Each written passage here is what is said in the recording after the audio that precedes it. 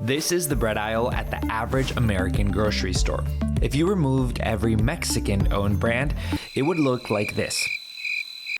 That's because all of these beloved American brands are actually owned by one Mexican company. Bimbo Bakeries. Bimbo Bakeries. A Bimbo, like Bimbo Bakery. In fact, Bimbo is the largest baking company in the world. Grupo Bimbo expande sus operaciones ahora a Kazajistán. With 153,000 associates, 54,000 bread routes, and a presence in 76 countries. So even this all-American brand, Cheesecake Factory bread, is made by Bimbo. How did Bimbo go from a small cake shop in Mexico City to the largest baking company in the world? How was Guatemala key to its global domination? And why has its own name been one of its biggest obstacles to expansion? My name is Fernando, and this story is about the hyphen between Bimbo and the world.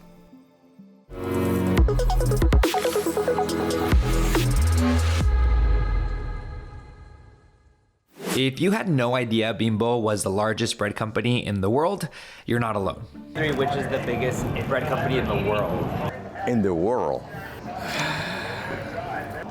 This one, because I've also traveled to like Ireland, London, and I've never seen this brand. When I went like overseas, this one. All right, I'm also gonna say this. What makes you guys say Thomas?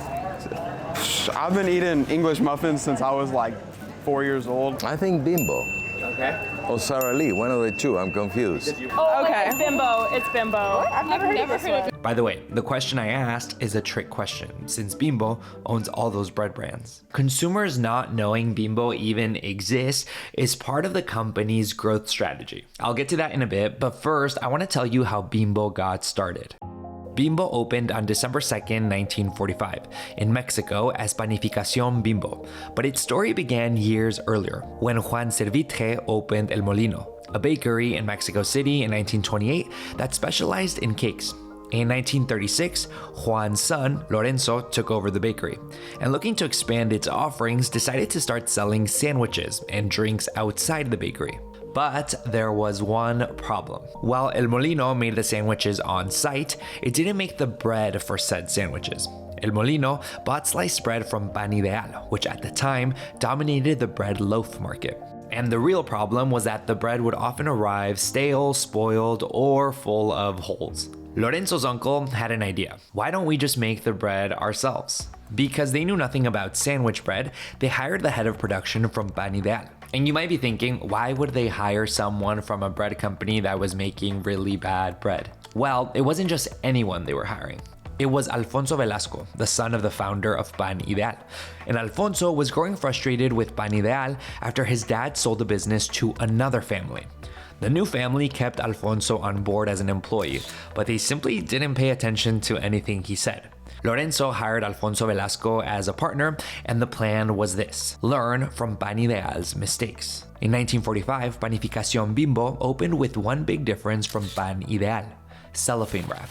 So you and I are used to seeing bread at the grocery store like this. But back then, wax paper dominated the game. And while Bimbo itself did not invent cellophane wrap, it was the first company to introduce cellophane wrapped bread to Mexican consumers. Not only did the cellophane seal keep the bread fresh longer, it also served as free advertising. Customers could see the entire loaf through the transparent wrap and know how fresh it was. To avoid bread going bad in stores, Bimbo did daily deliveries and daily pickups of any merchandise that didn't sell. And instead of buying a bunch of delivery vehicles, the company broadened its reach by sending bread with newspaper delivery trucks. The idea was to never have stale bread on any store shelf. I know what you're probably wondering. Where did the name Bimbo even come from? There's no clear documentation of that, but one popular theory is that it was a fusion of the game Bingo and the animated Disney movie Bambi, which had just come out years prior. According to company documents, other names that were in consideration were Pan Rex, Pan NSE, which stood for Nutritivo, Sabroso y Económico, Sabrosoy, Pan Lirio, and Pan Azteca. Let me know in the comments which of those alternate names you would have chosen. One of Bimbo's major growth spurts came in 1954 when it launched Cake. The line of small box cakes was actually not well received in Mexico, so Bimbo scrapped the brand and relaunched it as Marinela, with entirely new products that could be wrapped in cellophane. The snacks had cutesy names like Bombonete, and Gansito, a small vanilla cake filled with strawberry jelly and cream and coated in a chocolate shell. Gansito was probably Bimbo's best innovation since sliced bread, literally. The snack cake featured a goose as its mascot, inspired by an American brand of snack cakes called Drake's. And what's interesting is that Gansito's arrival lined up with the advent of television in Mexico. With color TV in full swing, Gansito's popularity was propelled by memorable commercials. Con mermelada de fresa y sabor a chocolate. Gansito, Gansito, Gansito Marinela. I want to take a moment to tell you something. Look under this video and look at the subscribe button. Does it say you're already subscribed? If not, you're one of the 90% of viewers who watch my videos but haven't subscribed yet, which is totally fine. I get it. I do that all the time. I watch multiple videos from creators and I forget that I never even subscribed. So if you haven't yet subscribed, consider doing so you understand US Latino culture better than anyone else. The best part is that it's totally free for you to do and it helps me keep making these types of videos. Okay, back to the video. By the 1960s, Bimbo had opened factories in Guadalajara, Jalisco, and Monterrey, Nuevo León to allow distribution to the rest of the country. In 1971, it acquired Barcel, the company that is now behind Takis. In 1975, it rolled out Conchas Bimbo, cellophane-wrapped pan dulce with a sugary shell pattern coating. But Bimbo's international expansion began by accident a decade later. It had already exported some Marinela products to Houston, Texas in 1984, but its robust expansion happened in earnest with Guatemala in 1989. I say by accident because at the time, Bimbo was basically acting as a consultant for a Guatemalan baked goods company, helping them improve their business. Until the Guatemalan company was like, wait, this is too hard. Why don't you guys just run this show since you know what you're doing and you know what we need to do to make the company successful? That's how Bimbo Centroamerica was born. And more importantly, how Bimbo's expansion strategy originated. Instead of entering new countries with their Mexican products, they would do what they did in Guatemala, acquire local bread companies and develop the existing brands and processes for maximum efficiency. It replicated this effort in countries like Brazil and Chile, acquiring local brands and Bimbo-fying them, which usually included adding the signature Bimbo bear to the brand's logo. Earlier in the video, I mentioned that Bimbo started exporting products to the US in the 1980s, but it wasn't until the 90s that it started acquiring US brands. It started with Mrs. Baird's in Texas and La Hacienda in California, giving way to Bimbo Bakeries USA, Grupo Bimbo's American subsidiary. Then it acquired the Western business of Canadian company George Weston Limited in 1999, which brought brands like Entenmann's, Oro Wheat, and Thomas into the fold.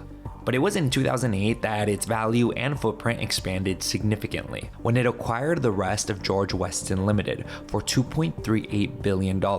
That purchase also moved Bimbo Bakeries USA headquarters from Texas to Pennsylvania, where George Weston had its operations. That's where Bimbo had a little hiccup. It was becoming a national US brand, but the name Bimbo itself was proving difficult to some customers, who were used to associating the term Bimbo or Bimbo with Airhead. To combat that, Bimbo launched a series of billboards around its headquarters in Pennsylvania, telling consumers how to pronounce the brand's name. In white text, the billboards told people to say Bimbo. In 2009, Bimbo cemented its role as the largest bakery in North America when it acquired Sara Lee's North American fresh bakery business.